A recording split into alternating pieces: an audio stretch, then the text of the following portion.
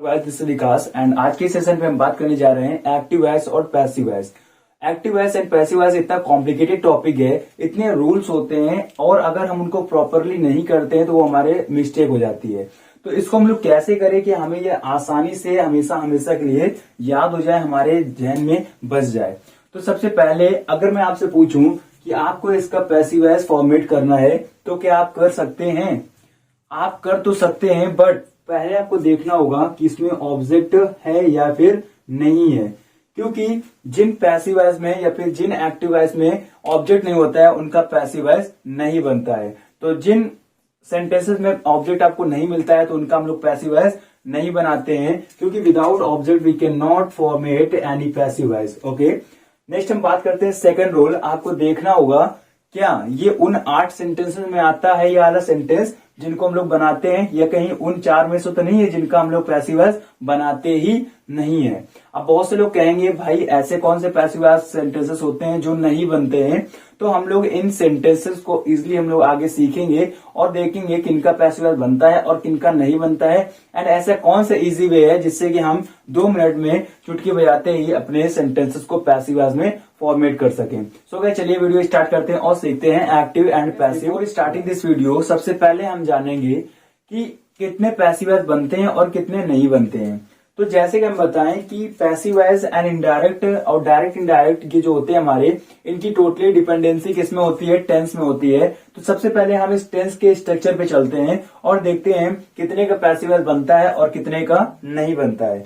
तो पहली चीज आप जान लीजिए कि पैसिव वॉइस केवल 8 का बनता है, केवल 8 का बनता है और 4 का पैसिव वॉइस नहीं बनता है। तो पैसिव वॉइस केवल 8 का पॉसिबल है और 4 का पैसिव वॉइस बनता ही नहीं है। चलिए सबसे पहले देखते हैं कौन कौन से हैं पैसिव वॉइस जिनके पैसिव वॉइस हम नहीं बनाते हैं। तो सबसे फर्स्ट हम बात करते हैं कि नीचे के तीनों को आप हटा दीजिए, नीचे के तीनों का पैसिव वॉइस नहीं बनता है और इधर फ्यूचर का कॉन्टिन्यूअस का पैसिव वॉइस नहीं बनता है। ओके, तो आप इस तरीके देख सकते हो कि आप चारों का पैसिव वॉइस नहीं बनता है, नीचे के तीनों और ऊपर के एक का पैसिव वॉइस नहीं बनता है। वेल गाइस, नेक्स्ट हम बात करते हैं अगर किसी सेंटेंस में ऑब्जेक्ट आपको नहीं दिख रहा है, किसी सेंटेंस में अगर आपको ऑब्जेक्ट नहीं दिखता है तो आप उसका पैसिव वॉइस नहीं बनाएंगे। कैसे? चलिए हम लोग बात करते हैं। ये हमारे को 6 रूल दिए हुए हैं पैसिव वॉइस को, आपको केवल इन्हीं को आपको फॉलो करके आप किसी भी पैसिव वॉइस को इजिली फॉर्मेट कर सकते हैं। तो गाइस सबसे पहला हम बात करते हैं, पहला रूल है अपना SHVO। तो पहला रूल है SHVO, मतलब S से क्या होता है, आपको कोई सेंटेंस लिखा हुआ आएगा, उसमें आपको देखना होगा सब्जेक्ट है, हेल्पिंग वर्ब है, वर्ब है, ऑब्जेक्ट है। अगर ये है तो आप उसको इजिली फॉर्मेट करना स्टार्ट कर सकते हैं। तो पहला रूल आपको चेक करना है, एस से आपको देखना है उसमें सब्जेक्ट, और एच से आपको देखना है हेल्पिंग वर्ब, नेक्स्ट आपको देखना है मेन वर्ब, मतलब काम जो हो रहा है वो हो गया, और लास्ट में आपको देखना है ऑब्जेक्ट। ये तो बहुत ही ज्यादा इंपॉर्टेंट है, क्योंकि अगर ऑब्जेक्ट नहीं मिला तो आप पैसिव वॉइस नहीं बनाएंगे, और ऑब्जेक्ट मिल गया तो बस ठीक है, आगे हम बनाना स्टार्ट कर देंगे। तो अगर आपको इतना मिल गया तो आप सेकंड रूल में जाइए कि ऑब्जेक्ट चेंज इनटू सब्जेक्ट। तो ऑब्जेक्ट यहां से उठ के कहां पर किसकी जगह ले लेता है? सब्जेक्ट की जगह ले लेता है। तो object change into subject. Okay, object को उठा के हम लोग सब्जेक्ट बना देते हैं। और नेक्स्ट हम बात करते हैं चेंज द टेंस। अब बात आती है, जैसे ही हम ऑब्जेक्ट को सब्जेक्ट बनाते हैं, अब बात आती है टेंस कैसे चेंज करें।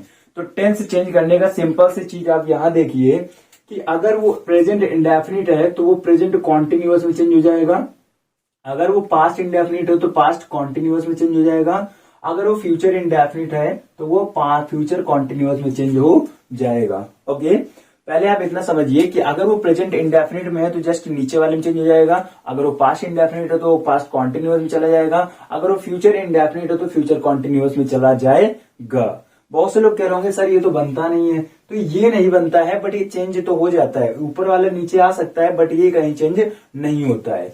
अभी हम लोग एग्जाम्पल लेंगे तो उसमें आपको समझ में आ जाएगा। नेक्स्ट हम बात करते हैं, ये हमारा परफेक्ट वाला चला जाता है परफेक्ट कॉन्टिन्यूअस में, और ये परफेक्ट कॉन्टिन्यूअस चला जाता है परफेक्ट कॉन्टिन्यूअस में, और ये वाला परफेक्ट चला जाता है परफेक्ट कॉन्टिन्यूअस में। ओके, तो इंडेफिनिट जाता है कॉन्टिन्यूअस में, परफेक्ट जाता है नीचे वाले परफेक्ट कॉन्टिन्यूअस में। और आपको इतना ध्यान रखना है कि जब आप टेंस चेंज कर रहे होंगे तो केवल उसकी हेल्पिंग वर्ब हम लोग नीचे वाले की लेते हैं। मीन्स अगर वो प्रेजेंट इंडेफिनिट इसमें आ रहा है तो केवल उसकी हेल्पिंग वर्ब लेगा और बाकी कुछ नहीं लेगा। ओके, नेक्स्ट आते हैं हम लोग थर्ड रूल पे। अभी बचा हुआ है कॉन्टिन्यूअस कहाँ चेंज होगा भाई, बहुत से लोग कह रहे हैं कॉन्टिन्यूअस का क्या होगा। तो कॉन्टिन्यूअस क्या करता है, कॉन्टिन्यूअस खुद में ही चेंज हो जाता है। कॉन्टिन्यूअस खुद में, ये तो बनता ही नहीं है, तो कॉन्टिन्यूअस क्या करता है, खुद में ही चेंज हो जाता है। ये बोलता है मैं किसी के यहाँ चेंज होने नहीं जाऊंगा। तो फर्स्ट आपको देखना है कि इंडेफिनिट जाता है कॉन्टिन्यूअस में, परफेक्ट जाता है परफेक्ट कॉन्टिन्यूअस में, और कॉन्टिन्यूअस कॉन्टिन्यूअस में ही चेंज हो जाता है। अभी हम लोग एग्जाम्पल लेंगे तो हम लोग को इजिली समझ में आ जाएगा। नेक्स्ट हम बात करते हैं रूल नंबर 4। तो 4 वाला रूल है आपका यूज वर्ब की थर्ड फॉर्म। इसमें हमेशा पैसिव वॉइस में वर्ब की कौन सी फॉर्म यूज होती है, थर्ड फॉर्म यूज होती है। हमेशा पैसिव वॉइस में वर्ब की थर्ड फॉर्म का हम लोग यूज करते हैं। नेक्स्ट हमारा रूल 5। तो रूल 5 में क्या होता है, हम लोग वर्ब की थर्ड फॉर्म यूज करते ही हम लोग उसमें बाय का यूज कर लेते हैं। तो वर्ब की थर्ड फॉर्म जैसे ही आप यूज कर लेते हैं तो आप उसमें बाय का यूज कर लीजिए।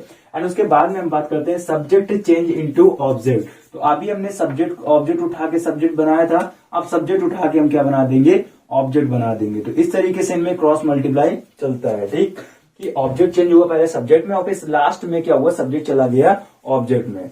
और हमेशा वर्ब की थर्ड फॉर्म एंड उसके बाद में टेंस हम लोग इस तरीके से चेंज करते हैं। बल्कि चलिए हम लोग एक एग्जांपल देखते हैं, उससे हमें इजिली समझ में आएगा कि किस तरीके से हमें इन रूल्स को फॉलो। एग्जांपल्स लिए हुए हैं, चलिए हम लोग इन रूल को इन पे फॉलो करके देखते हैं। तो फर्स्ट है अपना my mother does not help me. तो my mother does not help me, तो आप तुरंत आप 6 रूल में जाइए। पहला रूल क्या है, सब्जेक्ट हेल्पिंग वर्ब और ऑब्जेक्ट। चलो हम लोग पहला देखते हैं। जी भाई सब्जेक्ट तो अपने पास है और ये हेल्पिंग वर्ब भी है और ये हमारे पास वर्ब भी है और ये हमारा ऑब्जेक्ट भी है। पहला रूल हमारा हो गया कि सब्जेक्ट फाइंड कर लिया हमने, हेल्पिंग वर्ब फाइंड कर ली, ऑब्जेक्ट फाइंड कर लिया और वर्ब भी आ गई है। सेकंड में हम बात करते हैं कि ऑब्जेक्ट चेंज इनटू सब्जेक्ट। तो ऑब्जेक्ट हमारा कहाँ पे है, लास्ट में मिलता है ऑब्जेक्ट, और सब्जेक्ट हमें स्टार्ट में मिल जाता है। तो हम ऑब्जेक्ट को उठा के लाएंगे सब्जेक्ट में। तो ध्यान से देखिए, तो मी का सब्जेक्ट क्या होगा, मी का सब्जेक्ट क्या है, आई, क्योंकि मी ऑब्जेक्ट था और मी का सब्जेक्ट क्या हो गया, आई। तो यहाँ पे हम लोग क्या ले लेंगे, आई। ओके, ये हमारा आ गया आई। अब हम तुरंत थर्ड रूल पे जाते हैं कि चेंज करो भाई टेंस। अब कह रहा भाई साहब टेंस को चेंज कर दीजिए। तो टेंस को हम चेंज तभी करेंगे जब हमें पता हो ये वाला टेंस कौन सा है।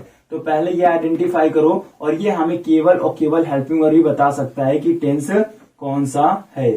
तो हेल्पिंग वर्ब पता करिए किसका है, ये डू और डस, मतलब क्या है, प्रेजेंट इंडेफिनिट का है। और प्रेजेंट इंडेफिनिट टेंस कहाँ चेंज होता है, प्रेजेंट कॉन्टिन्यूअस में। और प्रेजेंट कॉन्टिन्यूअस की हेल्पिंग वर्ब होती है इज, एम और आर होती है। ओके, तो अब देखिए आई के साथ हमेशा क्या आता है, एम आता है। तो हम लोग यहाँ पे लगा लेंगे आई एम।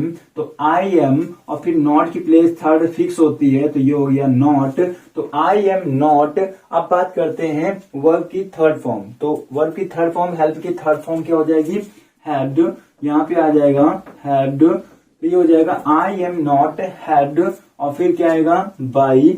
नेक्स्ट आ गया हमारा बाई, और फिर आएगा सब्जेक्ट चेंज इनटू ऑब्जेक्ट। मतलब ये सब्जेक्ट उठ के कहाँ जाएगा, ऑब्जेक्ट में आ जाएगा। तो ये हो गया हमारा my mother. Okay, my mother. तो इस तरीके से हमारा पैसिव वॉइस फॉर्मेट हो गया है केवल और केवल इन 6 रूल की बदौलत। चलिए हम लोग सेकंड देखते हैं। Teacher has not called me. तो teacher has not called me, सबसे पहली चीज फाइंड करो, सब्जेक्ट है, हेल्पिंग वर्ब है, वर्ब है, ऑब्जेक्ट है।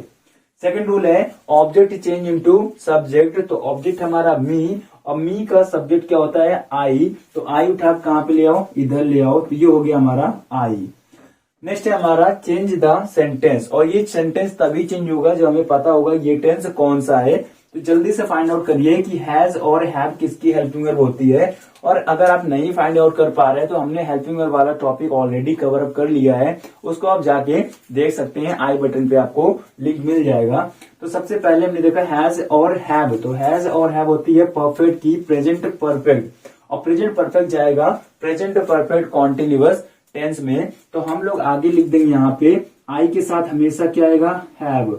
तो हैव, और नेक्स्ट होता है बीन, और नेक्स्ट है हमारा, एक मिनट, नॉट की प्लेस थर्ड होती है, तो नॉट की प्लेस हम लोग क्या लगा देंगे, थर्ड। तो I have not been called. अब वर्ब की कौन सी फॉर्म चाहिए, थर्ड फॉर्म। और परफेक्ट ऑलरेडी अपना व्यवस्था करके आता है, ऑलरेडी थर्ड फॉर्म लेके आता है, तो यहाँ पे हम लोग लगा देंगे कॉल्ड। ओके, तो ये हो जाएगा I have not been called. Next हमारा बाई, तो हमने यहाँ पे लगा दिया बाई। और नेक्स्ट है टीचर, तो बाई आगे लगा देंगे टीचर। ऑलराइट, तो ये हो जाएगा हमारा टीचर।